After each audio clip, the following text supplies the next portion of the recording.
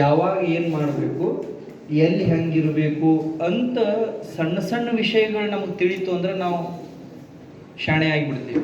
Unfortunately ನಮ್ಗೆ ಅದೇ ಗೊತ್ತಿಲ್ಲ, ಬಾಕಿ ಎಲ್ಲ ಗೊತ್ತಿದೆ, ಅದೊಂದೇ ಗೊತ್ತಿರೋದಿಲ್ಲ. ಮಾತಾಡಬಾರ್ದು.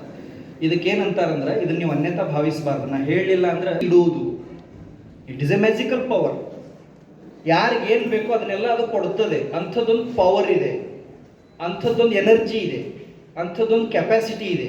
ಅದನ್ನು ಎಲ್ಲಿಡೋದು ಅಂತ ಡಿಸ್ಕಷನ್ ಸ್ಟಾರ್ಟ್ ಆಯಿತು. ಒಬ್ಬರು ದೇವತೆ ಮುಂದೆ ಬಂದರು. ಅವ್ರು ಹೇಳಿದರು, ಒಂದು ಕೆಲಸ ಮಾಡೋಣ, ಇದನ್ನು ತಗೊಂಡು ಹೋಗಿ ಸಮುದ್ರದ ಆಳದ ಒಳಗಡೆ ಹುದುಗಿಸಿ ಇಟ್ಬಿಡೋಣ. ಎರಡನೇ ದೇವತೆ ಬಂದರು, ನಾನು ಅದಕ್ಕೆ ಒಪ್ಕೊಳ್ಳೋದಿಲ್ಲ, ಅದನ್ನು ತಗೊಂಡು ಹೋಗೋಣ, ಅತ್ಯಂತ ಎತ್ತರದ ಪರ್ವತದ ತುದಿಯಲ್ಲಿ ಅದನ್ನು ಹೂತಿಡೋಣ. ಮೂರನೇ ದೇವತೆ ಬಂದರು, ನಾನು ಅದನ್ನು ಒಪ್ಪೋದಿಲ್ಲ, ಅದನ್ನೇನು ಮಾಡೋಣ, ಬಯಸಿದ್ದನ್ನೆಲ್ಲ ನೀಡುವ ರಹಸ್ಯ ಶಕ್ತಿಯನ್ನು ತಗೊಂಡು ಹೋಗಿ ದೊಡ್ಡ ಅರಣ್ಯದ ದೊಡ್ಡ ಗುಹೆಯ ದೊಡ್ಡ ತುದಿಯೊಳಗಡೆ ಮುಚ್ಚಿಟ್ಟು ಬಂದ್ಬಿಡೋಣ. ಹೀಗೆ ಒಬ್ಬೊಬ್ಬರು ಒಂದೊಂದು ಐಡಿಯಾ ಕೊಡ್ತಿದ್ರು. ಆ ದೇವತೆಗಳಲ್ಲೆಲ್ಲ ಪ್ರಧಾನರಾದಂಥ ಒಬ್ಬರು ದೇವತೆಗಳು ಇದ್ರಂತೆ. ಇದೊಂದು ಕಥೆ ನೀವು ಓದಿರಬೇಕು, ಕೇಳಿರಬೇಕು. ಬಹಳ ಹಳೆ ಕಥೆ ಇದು, ಸ್ಟೂಡೆಂಟ್ ಲೈಫ್ಗೆ ಬಹಳ ಅನ್ವಯ ಆಗುವಂಥ ಕಥೆ ಇದು. ಏನಾದರೂ ಮಾಡಬೇಕು ಅಂತ ಹಸಿವಿರೋರಿಗೆ ಇದನ್ನು ಅನ್ವಯ ಮಾಡಿಕೊಳ್ಳೋದಕ್ಕೆ ತುಂಬ ಸೂಕ್ತವಾದಂಥ ಕಥೆ ಇದು. ಅವ್ರೇನಂದ್ರು, ತುಂಬ ದೊಡ್ಡವ್ರು ಬಂದು ಹೇಳಿದರು, ಬೇಡ, ಸಮುದ್ರದೊಳಗೂ ಇಡೋದು ಬೇಡ, ಪರ್ವತ ತುದಿಲೂ ಇಡೋದು ಬೇಡ, ಅರಣ್ಯದ ಗವಿಲೂ ಇಡೋದು ಬೇಡ, ಇದನ್ನ ನಾವು ಮನುಷ್ಯನ ಮನಸ್ಸಿನ ಒಳಗಡೆ ಇಟ್ಬಿಡೋಣ. Listen it carefully. ಈ ಪವರ್ನ, ಇದು ಜಗತ್ತಿನ ಅತಿ ದೊಡ್ಡ ಶಕ್ತಿ, ಯಾರಿಗೇನು ಬೇಕೋ ಅದನ್ನೆಲ್ಲ ಕೊಡುತ್ತೆ ಇದು. ಇಂಥ ಶಕ್ತಿಯನ್ನು ನಾವು ಮನುಷ್ಯನ ಮನಸ್ಸಿನ ಆಳದೊಳಗಡೆ ಮುಚ್ಚಿಟ್ಬಿಡೋಣ. ಯಾಕೆ ಅಂದರೆ ಮನುಷ್ಯ ಅಪ್ಪಿತಪ್ಪಿನೂ ಒಳಗಡೆ ಹುಡುಕೋದಿಲ್ಲ, ಯಾವಾಗಲೂ ಹೊರಗಡೆ ಹುಡುಕ್ತಾನೆ ಅಂತ ಡಿಸೈಡ್ ಮಾಡಿ ಆ ದಿನ ಜಗತ್ತಿನಲ್ಲಿಯೇ ತಮಗೆ ಬೇಕಾಗಿದ್ದನ್ನೆಲ್ಲ ನೀಡಬಲ್ಲಂಥ ಅದ್ಭುತ ರಹಸ್ಯ ಶಕ್ತಿಯನ್ನು, ವರ್ಲ್ಡ್ಸ್ ಮೋಸ್ಟ್ ಗ್ರೇಟೆಸ್ಟ್ ಪವರ್ನ ಹ್ಯೂಮನ್ ಬೀಯಿಂಗ್ ಹಾರ್ಟ್ ಒಳಗಡೆ ಬಚ್ಚಿಟ್ಬಿಟ್ರು. ಆಮೇಲೆ ಅವ್ರು ಸುಮ್ಮನಾಗಿಬಿಟ್ರಂತೆ. ಆಮೇಲೆ ಮನುಷ್ಯ ಸಂತತಿ ಪ್ರಾರಂಭ ಆಯಿತು, ಜನಸಂಖ್ಯೆ ಹೆಚ್ಚಿಗೆ ಆಯಿತು, ಎಲ್ಲರೂ ಬೆಳೆದ್ರು, ಎಲ್ಲರಿಗೂ ಕನಸುಗಳು ಬೀಳೋದಕ್ಕೆ ಚಾಲೂ ಆಯಿತು. ಏನಾದರೂ ಮಾಡಬೇಕು ಅಂತ ಹಸಿವಿತ್ತು, ಮಾಡಬೇಕು ಅಂತ ಹಸಿವಿದೆ, ಏನು ಮಾಡಬೇಕು ಅಂತ ಹುಡುಕ್ತಿದ್ದಾರೆ, ಆದರೆ ಎಲ್ಲಿದೆ ಅಂತ ಗೊತ್ತಿಲ್ಲ. ಯಾಕೆ ಎಲ್ಲಿದೆ ಅಂತ ಗೊತ್ತಿಲ್ಲ ಅಂದರೆ, ಮನುಷ್ಯನಿಗೊಂದು ವೀಕ್ನೆಸ್ ಇದೆ. ಮನುಷ್ಯನಿಗೆ ಏನು ವೀಕ್ನೆಸ್ ಇದೆ ಅಂದರೆ, ತಾನೇನು ಅನ್ನೋದು ಗೊತ್ತಿಲ್ಲ, ಬಾಕಿ ಏನು ಅನ್ನೋದೆಲ್ಲ ಗೊತ್ತಿಲ್ಲ.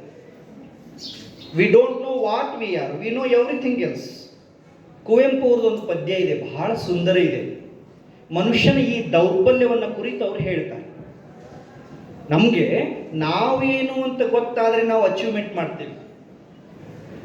ನಮ್ಮ ಪವರ್ ಏನು, ನಮ್ಮ ಕೆಪಾಸಿಟಿ ಏನು, ನಮ್ಮ ಕ್ಯಾಲಿಬರ್ನೆಸ್ ಏನು ಅಂತ ನಮಗೆ ತಿಳಿತು ಅಂದರೆ ನಾವು ಕಾಮನ್ ಮ್ಯಾನ್ ಆಗಿರೋದೇ ಇಲ್ಲ. Unfortunately we don't know that. ನಮಗೆಲ್ಲ ಗೊತ್ತಿದೆ.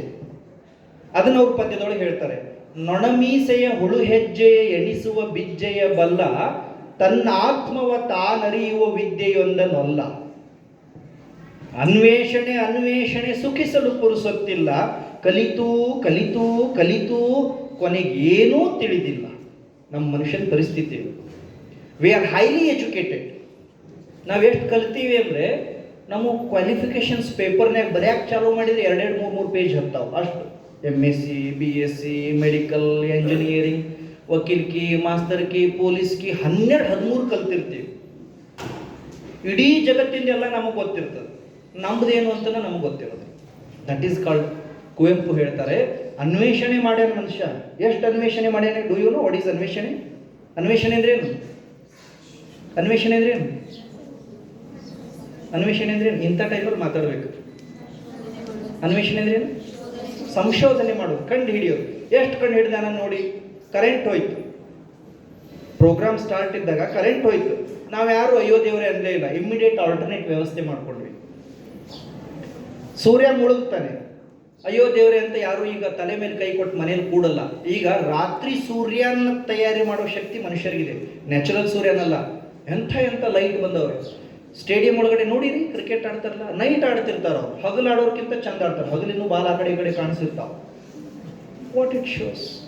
ಫೋನ್ ಕಂಡು ಹಿಡ್ದ, ಫ್ಯಾನ್ ಕಂಡು ಹಿಡ್ದ, ವ್ಯಾನ್ ಕಂಡು ಹಿಡ್ದ, ಇಂಥದ್ದು ಕಂಡು ಹಿಡಿದಿಲ್ಲ ಅನ್ನೋ ಹಂಗಿಲ್ಲ ಮನುಷ್ಯ. ಎಲ್ಲ ಎವ್ರಿಥಿಂಗ್ ಎಲ್ಸ್. ನೊಣಮೀಸೆಯ ಹುಳು ಹೆಜ್ಜೆಯ ಎಣಿಸುವ ಬಿಜ್ಜೆಯ ಬಲ್ಲ. ನೊಣ, ಡುವಿರೋ ನೊಣ ಗೊತ್ತೈತಿಲ್ಲೋ, ನೋಡಿರಿಲ್ಲೋ? ನೀವೇನು ನೋಡೋದು, ಅದ ಬರ್ತದೆ ನಿಮ್ಮ ನೋಡಕ್. ಅಂಥ ನೊಣ ಎಷ್ಟು ಗಾತ್ರ ದೊಡ್ಡದದೆ, ಅದರ ಕಾಲೆಷ್ಟು, ಕಣ್ಣೆಷ್ಟು, ಮೂಗೆಷ್ಟು, ಎಷ್ಟು ತಿಂತದೆ, ಎಷ್ಟೊತ್ತು ಮಲ್ಕೋತದೆ, ಎಷ್ಟು ದಿವಸ ಬದುಕ್ತದೆ, ಇದನ್ನು ಸ್ಟಡಿ ಮಾಡ್ಯಾನ ಮನುಷ್ಯ. ಒಂದು ಸಣ್ಣ ಪಕ್ಷಿ, ಒಂದು ಸಣ್ಣ ಗುಬ್ಬಿ, ಒಂದು ಸಣ್ಣ ಕಪ್ಪೆ, ಒಂದು ಸಣ್ಣ ಮೀನು, ಒಂದು ಮೊಸಳೆ, ಒಂದು ನರಿ, ಒಂದು ಹಾವು, ಎವ್ರಿಥಿಂಗ್ ಎಲ್ಸ್ ಎಲ್ಲ ಸಾರ್ಟ್ ಔಟ್ ಮಾಡಿ ಬಿಸಾಕ್ಬಿಟ್ಟ ಮನುಷ್ಯ. ಲಾಸ್ಟ್ 300 years ಒಳಗಡೆ ಇಂಥದ್ದು ಮನುಷ್ಯ ಮಾಡಿಲ್ಲ ಅನ್ನೋಂಗಿಲ್ಲ, ಎಲ್ಲ ಸಂಶೋಧನೆ ಮಾಡ್ಯಾನ, ಎಲ್ಲ ಕಂಡು ಹಿಡ್ದ. ಇದನ್ನೆಲ್ಲ ಮಾಡಿರೋ ಮನುಷ್ಯನಿಗೆ ತನ್ನ ಆತ್ಮವ ತಾನರಿಯುವ ವಿದ್ಯೆ ಒಂದು ಗೊತ್ತಿಲ್ಲ. ನಾ ಏನು ಅಂತ ಗೊತ್ತಿಲ್ಲ ಮನುಷ್ಯ. ನನ್ನ ಸಾಮರ್ಥ್ಯ ಏನು, ನನ್ನ ಯೋಗ್ಯತೆ ಏನು, ನಾನೇನು ಮಾಡಬಹುದು ಅನ್ನುವಂಥ ಸೂಕ್ಷ್ಮ ಪರಿಕಲ್ಪನೆ ಗೊತ್ತಿಲ್ಲ. ಆದ್ದರಿಂದಲೇ ದೇವಾನುದೇವತೆಗಳು ಬೇಡಿದ್ದನ್ನೆಲ್ಲ ನೀಡಬಲ್ಲಂಥ ಅದ್ಭುತ ರಹಸ್ಯ ಶಕ್ತಿಯನ್ನು ಮನುಷ್ಯನ ಮನಸ್ಸಿನ ಆಳದೊಳಗಡೆ ಇಟ್ಟರು. Got it? This is story number 1. ಇನ್ನೊಂದು ಕಥೆ ಇದೆ, ಯು ಕ್ಯಾನ್ ವಿನ್ ಅನ್ನೋ ಬುಕ್ಕಲ್ಲಿ ಇದೆ. ಪುಸ್ತಕದ ಹೆಸರು ಕೇಳಿದ್ದೀರಾ? ಯು ಕ್ಯಾನ್ ವಿನ್ ಕೇಳಿದ್ದೀರಾ? ಅಣ್ಣ, ನಮ್ಮ ಕಂಪನಿ ಕೇಳಿದ್ದೀರಾ? ಒಂದು ಪುಸ್ತಕದೇ, ಯು ಕ್ಯಾನ್ ವಿನ್, ಇಂಗ್ಲೀಷ್ನಾಗ. ರೆಡ್ ಕಲರ್ ಶರ್ಟ್ ನಾನು ನೋಡ ಬಿಡ ತೆಗೆದೇಳ ಈ ಕಡೆ. ಇದು ನಿಮ್ಗೆ ಕಹಿ ಅನಿಸ್ತದೆ, ಅದ್ರ ಕೇಳಿಸ್ಕೊಡ್ರಿ ಅದು ಸ್ವಲ್ಪ. ಯು ಕ್ಯಾನ್ ವಿನ್ ಅಂತ ಒಂದು ಬುಕ್ ಇದೆ ಇಂಗ್ಲೀಷ್ನಾಗ, ಕನ್ನಡದೊಳಗೂ ಇದೆ, ನೀವು ಗೆಲ್ಲಬಲ್ಲಿರಿ ಪುಸ್ತಕದ ಹೆಸರು. ಶಿವ್ ಖೇರಾ ಬರೆದಿದ್ದಾರೆ ಆ ಪುಸ್ತಕ, ಅದರೊಳಗಿದೆ ಇದು ಕತೆ. ಪುಸ್ತಕದ ಹೆಸರು ಕೇಳಿರಿ ಯಾರಾದರೂ? You can win. ಯಾರಾದ್ರು ಓದಿರಿ? ನಿಮ್ಗೊಂದು ಸ್ವಲ್ಪ ಹಸುವಿದ್ರೆ, ಸಾಧಿಸ್ಬೇಕಂತ ಹಸುವಿದ್ರೆ, ಇಂಥ ಒಂದು 4 ಪುಸ್ತಕ ನಿಮ್ಮ ಹತ್ರ ಇಟ್ಕೋಬೇಕು, ನಿಮ್ಮ ಮನ್ಯಾಗ ಇಟ್ಕೋಬೇಕು. ಅವು ಆಯ್ತಪ್ಪ ನನ್ನ ಕೈಲಿ ಆಗುವುದಿಲ್ಲ ಅಂತ ನಾವು ಅಂದ್ಕೊಂಡಾಗ ನಮ್ಮ ಮನಸ್ಸನ್ನು ಬಡ್ದು ಎಬ್ಬಿಸ್ತಾವೆ ಪುಸ್ತಕ, ನಮ್ಮನ್ನು ಜಾಗೃತ ಮಾಡ್ತಾವೆ, ನಮ್ಮ ಕನಸುಗಳನ್ನು ಜೀವಂತ ಉಳಿಸ್ತಾವೆ. ಭಾಳ ಮಂದಿ ಸೋಲೋದಕ್ಕೆ ಕಾರಣ ಏನು ಅಂದರೆ ಕನಸುಗಳನ್ನು ಸಾಯೋದಕ್ಕೆ ಬಿಡೋದು. ಈಗ ನೋಡಿ, ನಿಮ್ಮ ಕಾಲೇಜಲ್ಲಿ 400+ ಇದ್ದೀರಿ, ಆದರೆ ಅವರೊಂದು 9 ಜನ ಮಾತ್ರ rank holders. Class room same, teachers same, ಪಾಠ ಸೇಮ್, ಸಮಯನೂ ಸೇಮ್. ಆದರೆ 3-4 ಜನ ಮಾತ್ರ ರ್ಯಾಂಕ್ ಹೋಲ್ಡರ್ಸ್, ಬಾಕಿ ಎಲ್ಲ ಸಾದಾ. ಯಾಕೆ ಅಂದರೆ ಆ ಬಾಕಿ ಎಲ್ಲ ಇದ್ರಲ್ಲ, ಅವ್ರಿಗೂ ಇವ್ರಿಗೂ ದೇವರೇನು ಸ್ಪೆಷಲ್ ಡಿಫ್ರೆನ್ಸ್ ಇಟ್ಟಿಲ್ಲ. ಬಯಾಲಜಿಕಲಿನೂ ಸ್ಪೆಷಲ್ ಡಿಫ್ರೆನ್ಸ್ ಇಲ್ಲ, ಆಮೇಲೆ ಫೆಸಿಲಿಟಿ ದೃಷ್ಟಿಯಿಂದನೂ ಸ್ಪೆಷಲ್ ಡಿಫ್ರೆನ್ಸ್ ಇಲ್ಲ. ಡಿಫ್ರೆನ್ಸ್ ಏನು ಅಂದರೆ ಇವರು ಗೆದ್ದವರು ಕನಸುಗಳನ್ನು ಸಾಯಲು ಬಿಟ್ಟಿಲ್ಲ. They never allow to their dreams to die. ಕನಸು ಸಾಯಕ್ಕೆ ಬಿಡುವುದಿಲ್ಲ. ಬಾಕಿ ಎಲ್ಲರೂ ಏನು ಮಾಡ್ತಾರೆ, ಆಸೆ ಇರುತ್ತೆ, ಮನಸ್ಸಿನಾಗ ಆಸೆ ಇರ್ತದೆ, ಹೋಗ್ಲಿ ಬಿಡು ಮಾರಾಯ ಅಂತಾರೆ. ಹೋಗ್ಲಿ ಬಿಡು ಮಾರಾಯ ಅಂದರೆ ಪ್ರಪಂಚನ ನಮ್ಮನ್ನು ಹೋಗ್ಲಿ ಬಿಡು ಮಾರಾಯ ಅವ ಯಾರು ಅಂತಂತ. ಇಂಥ ಒಂದು 4 ಪುಸ್ತಕ ಇಟ್ಕೋಬೇಕು. ಆ ಪುಸ್ತಕಗಳಲ್ಲಿ ಆತ್ಮವನ್ನು ಉದ್ದೀಪನಗೊಳಿಸುವಂತಹ ಮಾತುಗಳಿರ್ತಾವೆ, ಅವು ನಮ್ಮನ್ನು ಯಾವಾಗಲೂ ಜಾಗೃತ ಮಾಡ್ತಾವೆ. ಅದರೊಳಗಿರುವಂಥ ಒಂದು ಕಥೆ, ಬಹುತೇಕ ಇದನ್ನು ನೀವು ಕೇಳಿರ್ಬೇಕು. ಒಬ್ಬ ಬಲೂನ್ ಸೆಲ್ಲರ್ ಇದ್ದ, ಬಲೂನ್ ಮಾರೋ ಮನುಷ್ಯ, ಬಡವ. ಎವ್ರಿ ಡೇ ಮಾರ್ಕೆಟಿಗೆ ಹೋಗ್ತಿದ್ದ, ಕಲರ್ ಬಲೂನ್ಸ್ ರೆಡಿ ಮಾಡ್ತಿದ್ದ, ಅವನು ಮಾರ್ತಿದ್ದ. ಆ ಬಲೂನ್ ಸೆಲ್ಲರ್ ಮಾರ್ಕೆಟಿಗೆ ಬಂದ ತಕ್ಷಣ ಮಾರ್ಕೆಟ್ ಒಳಗಿರೋ ಪ್ಯಾರೆಂಟ್ಸ್, ಹುಡುಗರು ಸಣ್ಣವ್ರು ಇರ್ತಾರಲ್ಲ, ಅವ್ರು ಓಡಿ ಹೋಗಿ ಬಲೂನ್ ಅಂತ ತಗೊಳ್ಳೋರು. ಸಣ್ಣ ಹುಡುಗರಿಗೆ ಅಟ್ರಾಕ್ಷನ್ ಆಗ್ತಿತ್ತು. ಒಂದೊಂದು ದಿನ ಯಾರೂ ಬಲೂನ್ ತಗೊಳಕ್ ಬರ್ತಿರ್ಲಿಲ್ಲ. ಅವಾಗ ಈ ಮನುಷ್ಯ ಏನು ಮಾಡ್ತಿದ್ದ ಅಂದರೆ, ಸ್ವಲ್ಪ ಹೀಲಿಯಂ ತಗೊಂಡು ಕಲರ್ ಬೆಲೂನಲ್ಲಿ ರೆಡ್, ಗ್ರೀನ್, ಯೆಲ್ಲೋ ಹೀಗೆಲ್ಲ ಬೇರೆ ಬೇರೆ ಕಲರಲ್ಲಿ ಹೀಲಿಯಂ ತುಂಬಿ ಆ ಬಲೂನ್ ಹಾರ್ಲಿಕ್ಕೆ ಬಿಡ್ತಿದ್ದ. ಯಾವ ಬಲೂನ್ ಒಳಗಡೆ ಹೀಲಿಯಂ ಹಾಕ್ತಾರೋ ಆ ಬಲೂನ್ ಆಕಾಶದೊಳಗಡೆ ಹಾರಿ ಹೋಗ್ತದೆ. ಸ್ಪೋರ್ಟ್ಸ್ ಮೀಟಲ್ಲೆಲ್ಲ ಇನಾಗ್ರೇಷನ್ ಮಾಡ್ತಾರಲ್ಲ, ಅದು ನಾರ್ಮಲ್ಲಿ ಏರಲ್ಲ, ಅದಕ್ಕೆ ಹೀಲಿಯಂ ಹಾಕಿರ್ತಾರೆ.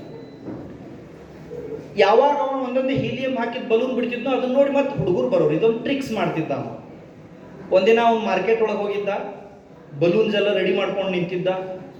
ಒಬ್ಬರು ಬರ್ತಾ ಇಲ್ಲ ಬಲೂನ್ ತಗೊಳ್ಳೋದಕ್ಕೆ. ಅಗೇನ್ ಟ್ರಿಕ್ಸ್ ಸ್ಟಾರ್ಟ್ ಮಾಡಿದ. ಒಂದು ಕಲರ್ ಬಲೂನ್ ತಗೊಂಡ, ಹೀಲಿಯಂ ಹಾಕಿದ, ಬಿಟ್ಟ. It was flying and flying. ಅವ ಮುಂದೆ ಮುಖ ಮಾಡಿ ನಿಂತಿದ್ದ. ಹಿಂದೆ ಒಬ್ಬ ಹುಡುಗ ಬಂದ, ಸಣ್ಣ ಹುಡುಗ ಇದ್ದ, ಚೋಟೆ ಬಾಲಕ. ಅವ ಹಿಂಗೆ ಅಂಗಿ ಹಿಡಿದು ಜಗ್ಗಿದ. ಅಂಕಲ್ ಬಲೂನ್ ಸೆಲ್ಲರ್ ಅಂಕಲ್ ಹಿಂಗೆ ತಿರುಗಿ ನೋಡಿದ. ಸಣ್ಣ ಹುಡುಗ, ಮೈ ಮೇಲೆಲ್ಲ ಹರಿದಿರೋ ಬಟ್ಟೆ ಇದೆ, ಮುಖ ಎಲ್ಲ ಮಾಸಿದೆ, ಕಣ್ಣಲ್ಲಿ ಮಾತ್ರ ಅಪರೂಪದ ಕಾಂತಿ ಇದೆ. ಈತ ಊಟ ಮಾಡಿದಾನೋ ಇಲ್ವೋ ಅಂತ